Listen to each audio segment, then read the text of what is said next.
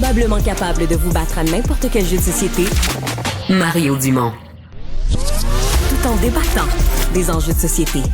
Vous l'avez peut-être vu circuler, peut-être pas, cette scène d'un militant pro-palestinien qui, à l'entrée d'un restaurant au centre-ville, prend à partie notre collègue Richard Martineau, rentre dans sa bulle avec un cellulaire planté d'en face, le film, lui crie toutes sortes d'affaires.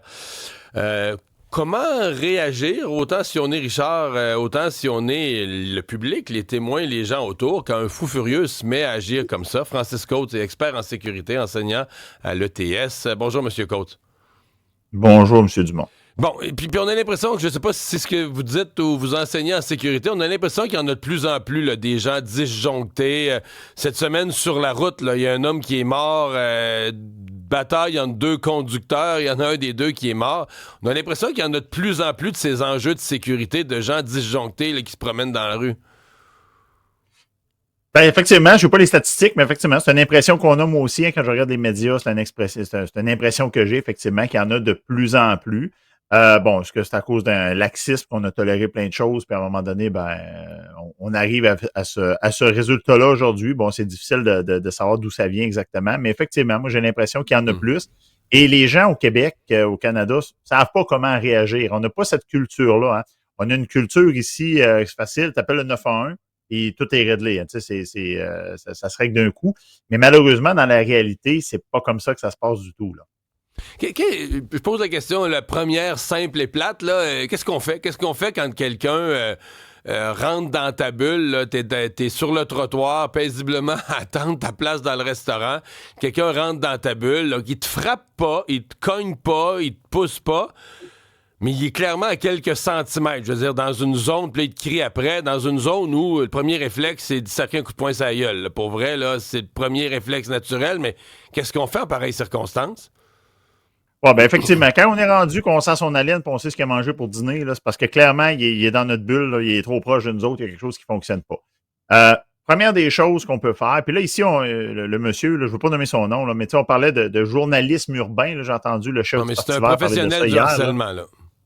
C'est un professionnel du harcèlement. Moi, j'appelle ça un nuisible. Là. C'est comme ça que j'appelle ça. Et c'est plus des techniques de guérilla de marketing là, ici qu'on a. C'est de la guérilla médiatique de médias sociaux. OK? Clairement. OK? On est là pour provoquer. On veut contrôler le message. Hein. Dans le vidéo qu'on a vu avec M. Martineau, ça commence à un moment. Puis à un moment donné, il perd son téléphone parce que M. Martineau lui retire. Et l'image d'après, il a retrouvé son téléphone. Bon, qu'est-ce qui s'est passé? Est-ce que M. Martineau a dit, puis j'ai aucune idée, là, c'est une hypothèse, est-ce qu'il a dit que je te redonne ton téléphone, mais va-t'en? Qu'est-ce qui est arrivé? Non, il retrouve son téléphone, puis on continue l'agression. Pour moi, c'est clairement une agression. Donc, ici, ce qu'on doit faire en premier lieu, là, c'est la même chose que quand on parle de tireur actif, de tueur actif. Première chose, là, si je peux m'éloigner de la scène, si je peux fuir, c'est la première. Puis fuir, là, ça ne veut pas dire partir à courir, là.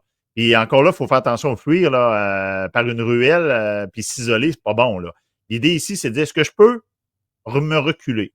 On a vu que M. Martineau a tenté de rentrer avec sa conjointe dans le restaurant. Malheureusement, il y a une file d'attente, ils ne peuvent pas rentrer. Fait que là, ça, c'est une option qui vient d'être coupée.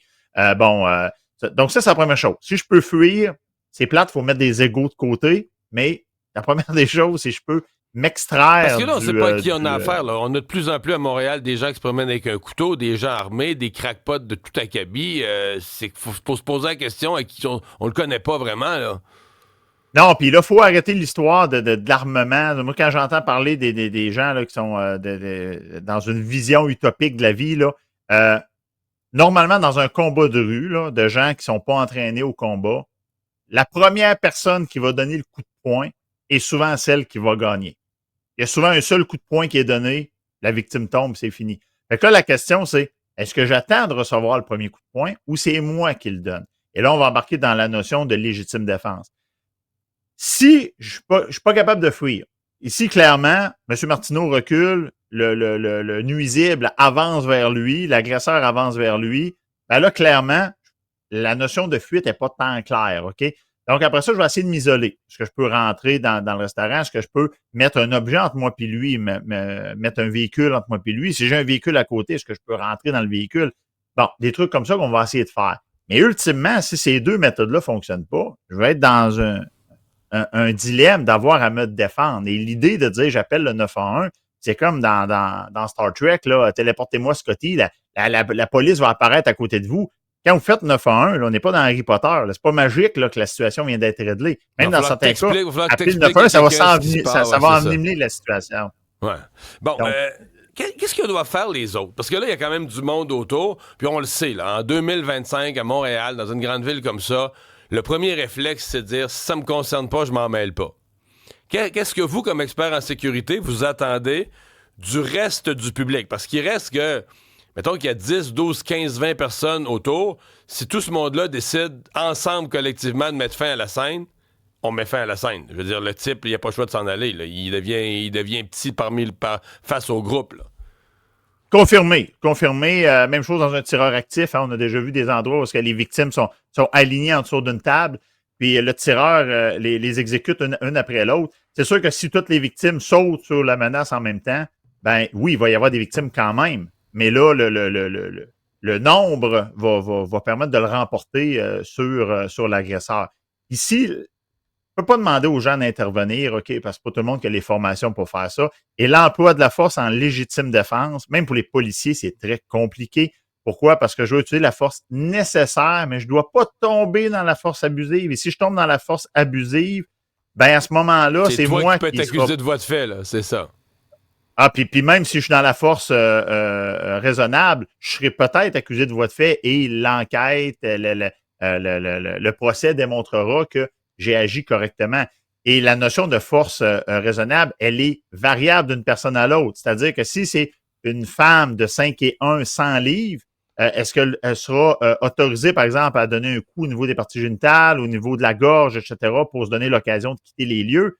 Probablement que oui. Si c'est un gars comme moi qui fait 6 pieds 3, 250 livres, qui est entraîné pour ça, et ma première réaction, c'est d'y sauter à la gorge, probablement que là, je vais me faire dire que j'ai pas pris la bonne décision.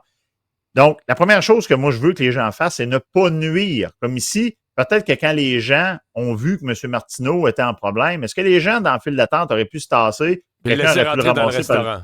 Ben oui, tu sais, sans intervenir directement auprès de la menace. Mais il y a une affaire que je veux... Mettre fin à la scène, ouais, ça, c'est oui. Mettre fin à la scène comme ça, juste des fois s'approcher, mais empêchez pas la victime de quitter. Puis là, il y a un tapon de gens qui sortent les appareils photos. Les appareils téléphoniques pour sacrer ça sur TikTok et Facebook.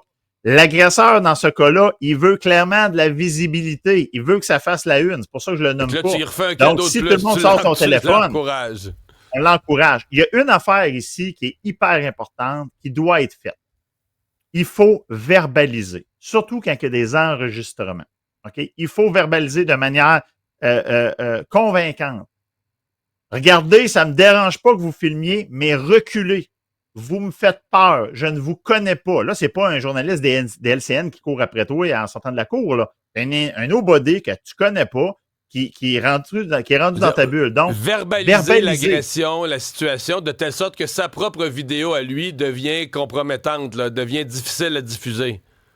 Oui, et la vidéo des autres autour, et si vous arrivez, comme moi, par exemple, mettons qu'à un moment donné, je pense que l'individu, il a les mains dans ses poches, je pense qu'il peut peut-être être armé, puis il est très collé après moi. Écoutez, monsieur, je vais me reculer. Si vous avancez encore vers moi, je vais vous considérer comme une menace et je vais être en l'obligation d'intervenir physiquement. Reculer, j'ai peur.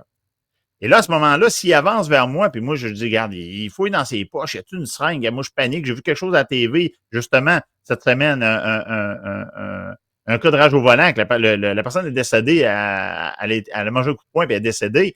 Ben, est-ce que je pourrais, dans ce contexte-là, dire, non, là, fait 10 fois j'ai dit, là, c'est assez. Il avance vers moi, il me touche, c'est assez. On va t'envoyer faire dodo, là, pour un petit bout, puis on verra après.